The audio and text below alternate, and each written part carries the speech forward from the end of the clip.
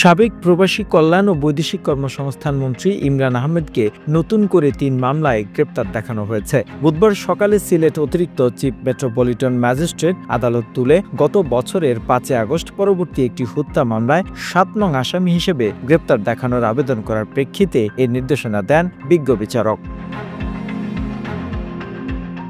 এছাড়া গোয়াইনঘাট আরও ২টি মামলায় আজ পৃথক ২টি আদালতের সাবেক এই মন্ত্রীকে গ্রেপ্তার দেখানো হয়েছে। এর মধ্যে একটি ট্রিপল হত্যা মামলা।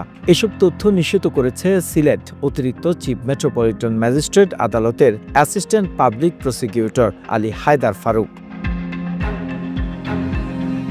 আদালত সূত্র জানায়, শেখ হাসিনা পতনের আন্দোলনে সিলেট মহানগরের কিনব্রিজ এলাকায় ছাত্র জনতার উপর হামলা করা হয়। এতে পঙ্কজ নামের এক ছাত্র মারা যান। ৫ আগস্টের পর এই ঘটনায় দায়েরকৃত মামলায় ৭ নম্বর আসামি করা হয় সাবেক প্রবাসী কল্যাণ ও বৈদেশিক কর্মসংস্থান মন্ত্রী ইমরান আহমেদকে। পাশাপাশি আদালতে তার পক্ষের আইনজীবী জামিনের আবেদনও করেন, তবে বিজ্ঞ বিচারক সেটি নামঞ্জুর করেন।